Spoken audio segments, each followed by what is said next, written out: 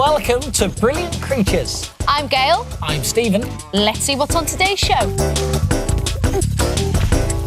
What is this brilliant creature? Well, it eats like a vacuum cleaner and breathes through a snorkel.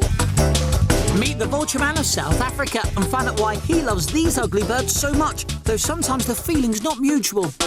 And check out 3 top predators. These fish are lethal, and we put their hunting skills to the test. Plus, there's a new dance craze in town. You can find out how Gail got on when she was challenged to give it a go. Oh, have a look at this. Very heavy, bizarre, but absolutely brilliant creature. It's a Matamata turtle. It's one of the strangest creatures to come out of South America, and certainly one of the strangest creatures we've ever had on this show.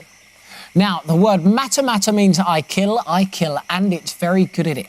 For such a large creature, it is perfectly camouflaged, which is really important because it doesn't hunt its prey, it ambushes it. It waits patiently at the bottom of the river, looking like an old log.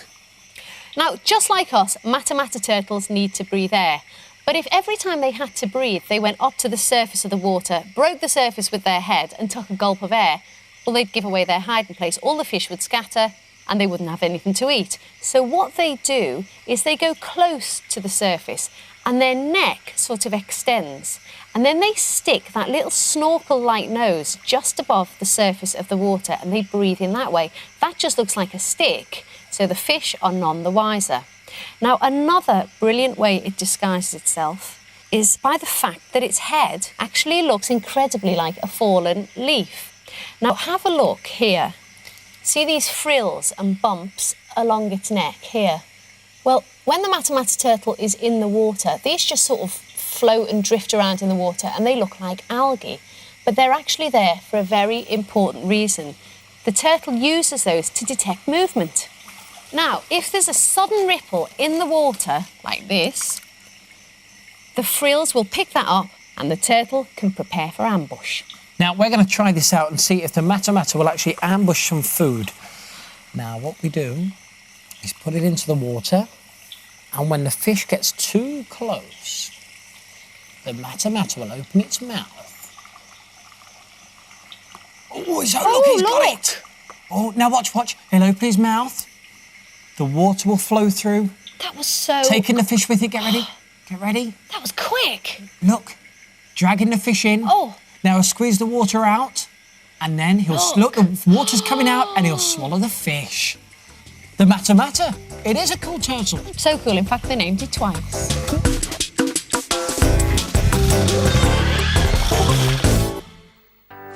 This is South Africa. And this is a group of vultures. And they've all got one thing in common. They've either been poisoned, injured or electrocuted by people. But through the efforts of one man, they're not only alive, they're well on their way back to the wild. This can be quite scary, quite dangerous, so don't do anything else, just wait for me. That man is Professor Gerard Verdoen. He's got stacks of qualifications, he's won numerous awards and has become known in South Africa simply as the Vulture Man. Not that they're always grateful.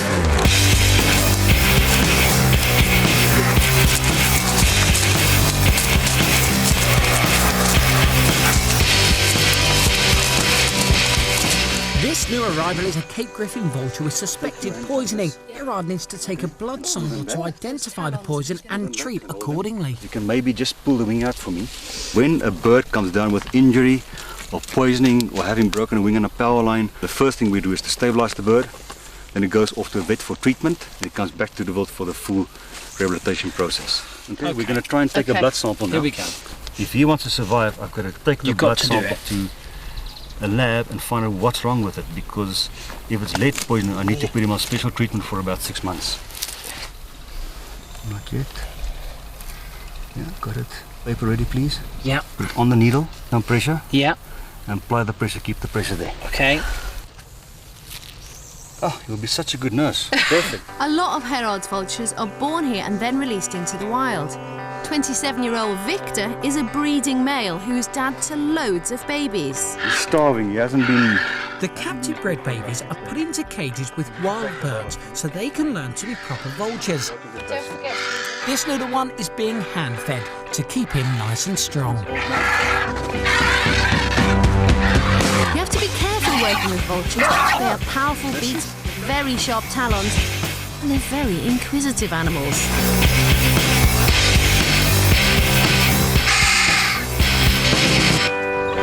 One of the ways to see the released and wild vultures and to ensure that they have clean, unpoisoned meat to eat is by setting up a feeding site.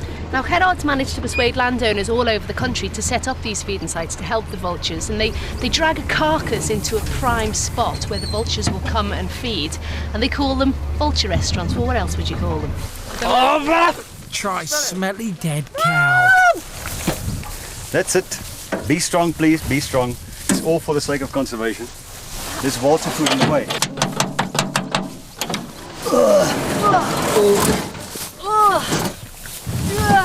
That's it.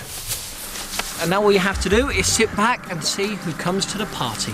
African sun, nice carcass. It's going to be a hell of a party. It's not just vultures. Herard takes in other birds of prey like this little yellow-billed kite, who is now well enough to be returned into the wild. But we have to catch it first. You try and help me to corner the bird, and then when it goes down to the ground, I'll catch it and pick it up. It's going to take quite a while to catch this guy. Go. Go on, Herard. Got it. Oh, he's got it. It's perfect. It's good body weight. Wings are perfect. Eyes are perfect. Beak, everything. Can I put it round that way? Yeah. Okay. Good luck, Gail. Oh, hang on. Don't let go of him. No, I won't. I'm trying to get my hand. Put your finger in there. Yeah. Right, and then you just toss the bird up. I always don't want to let him go, though. Okay. Good. Go. Oh, bye-bye. He's gone. Within moments, he's back where he belongs, flying free in the African skies.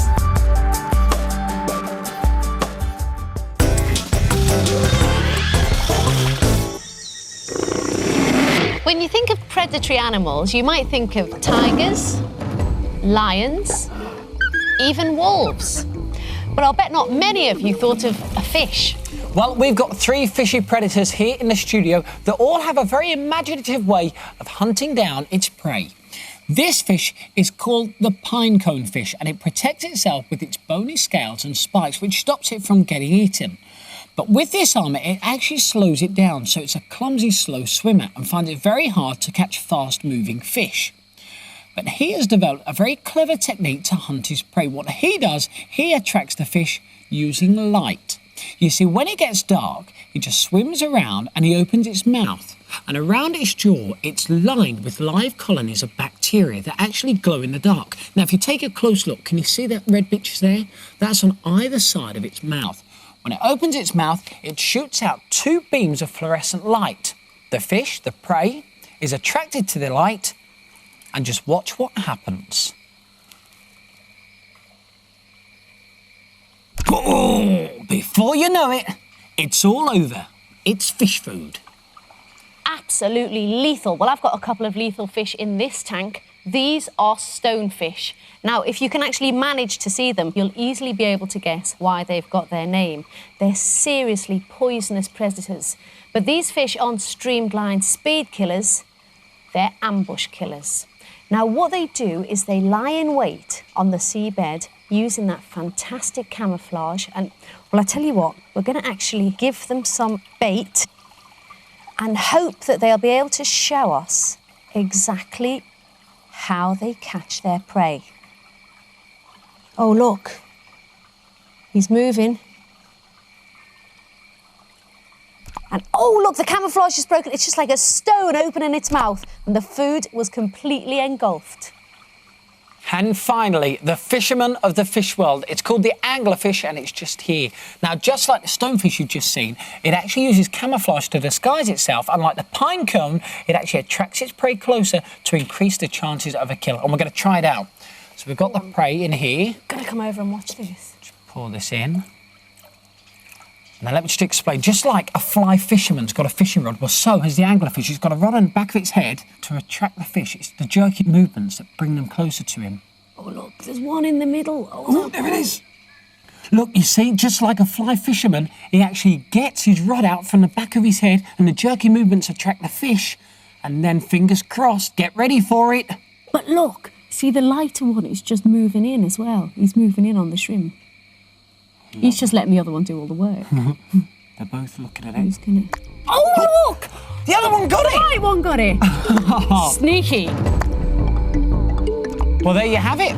3 examples of very imaginative fish. All as predatory as the lion, the wolf and the tiger.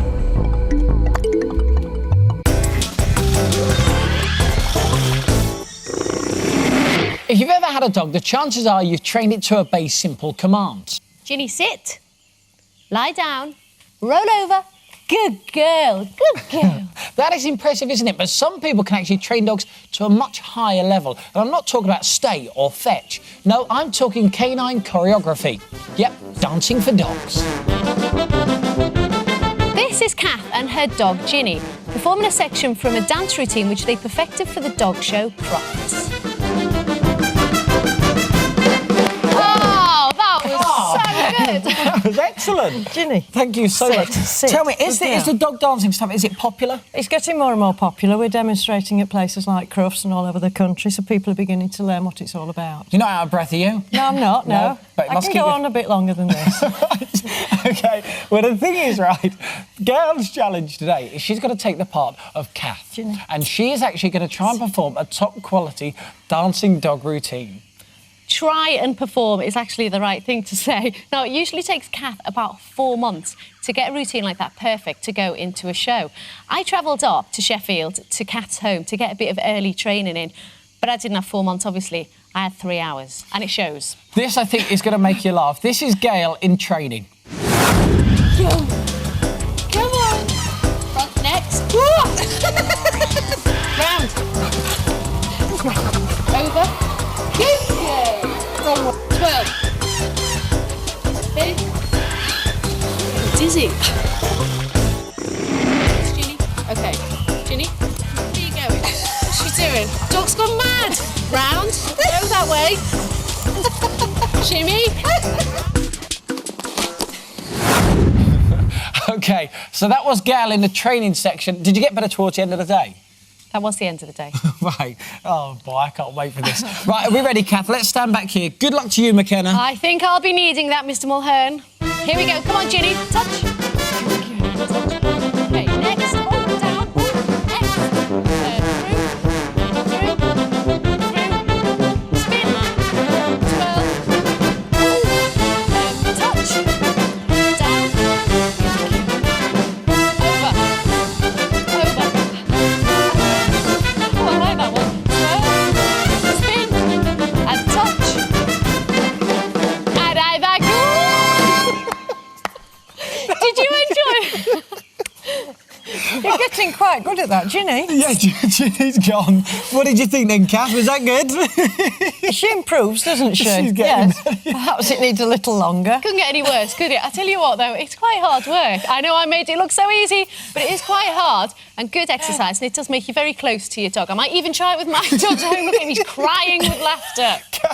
If you want any more information on dog dancing, then contact the Canine Freestyle Association, and they'll give you more information about any clubs or events close to you, and we'll give you the address on our website. Thank you so much for coming in. It's been a pleasure. Go get tissue and dry your eyes. I enjoyed that.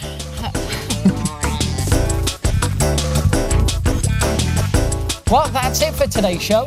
Well, for more information on anything you've seen, then check out the Brilliant Creatures website. The address is on your screens now. And we'll see you soon, where we'll be meeting more of the world's most brilliant creatures. See ya. Goodbye. Bye.